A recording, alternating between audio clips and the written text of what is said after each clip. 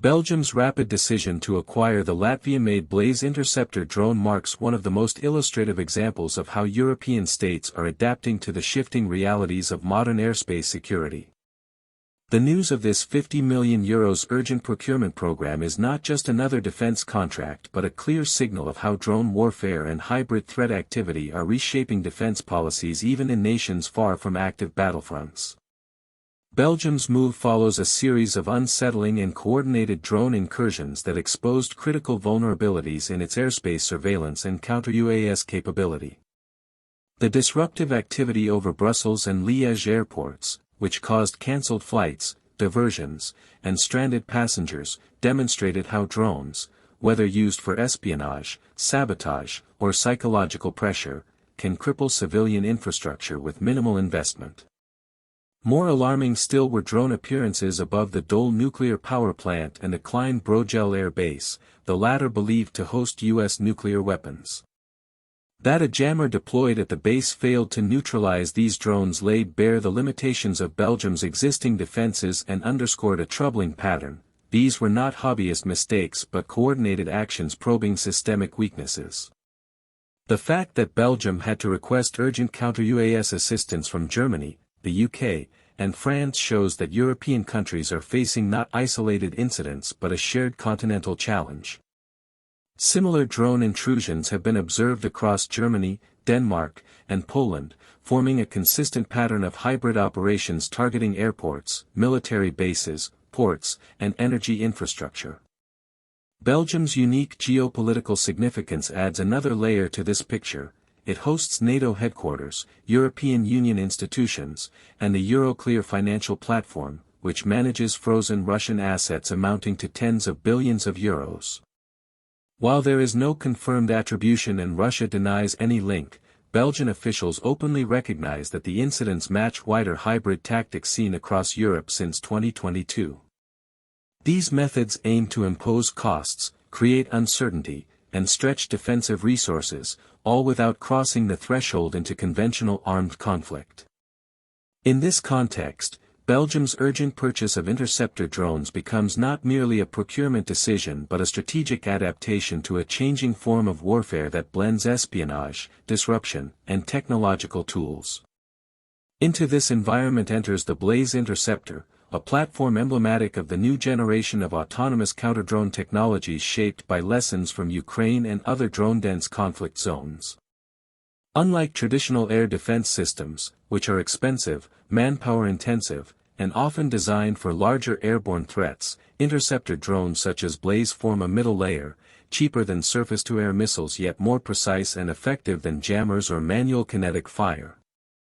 The Blaze leverages a suite of modern sensors including radar-guided cueing, onboard EO/IR cameras, and AI-driven computer vision algorithms that autonomously acquire, track, and pursue targets. Importantly, human operators still retain confirmation authority before engagement, striking the balance between autonomy and safety demanded by NATO standards. The drone's design, a lightweight, sub-6 kg airframe with tail fins, wingtip propulsion pods, and a vertical takeoff mechanism, allows for rapid deployment from compact launch containers, enabling a small team to put multiple interceptors airborne within minutes.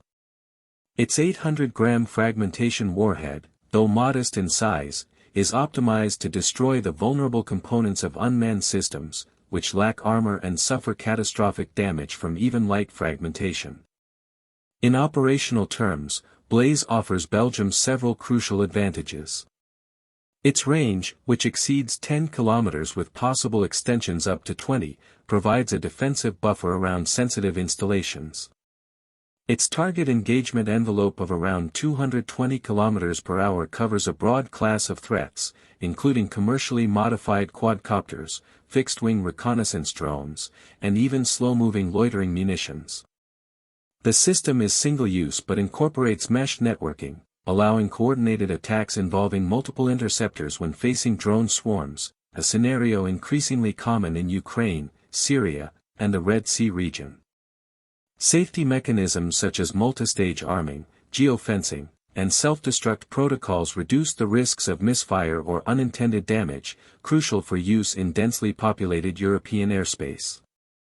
The company notes that Blaze is 10 times cheaper than many offensive drones it is meant to counter, including Shahid-type munitions.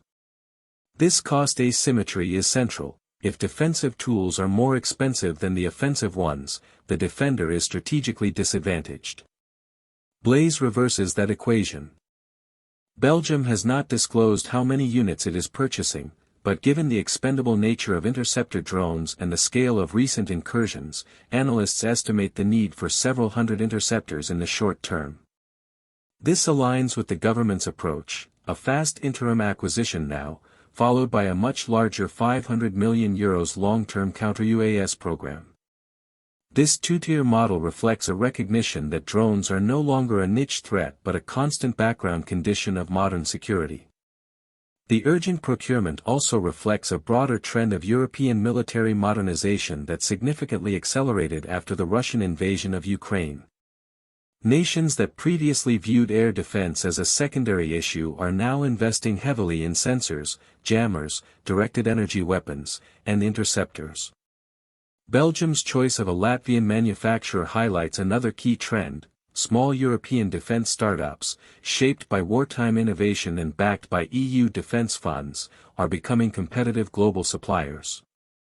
Origin Robotics, the developer of Blaze, emerged directly from Latvia's wartime modernization drive and already supplies several NATO countries with its earlier Beak precision-guided drone system. Its success points to a shift away from reliance solely on large traditional defense primes toward a more diverse, flexible industrial ecosystem. For Belgium, the immediate challenge is restoring airspace integrity, reassuring the public, and deterring further incursions. For Europe as a whole, the larger challenge is creating a coherent, multi-layer defense architecture capable of confronting cheap, ubiquitous drones deployed in large numbers. Systems like Blaze will not resolve the threat on their own, but they mark an essential step in modernizing the defensive toolkit: fast, flexible, scalable, and relatively inexpensive. Belgium's move is therefore more than a reaction to recent incidents.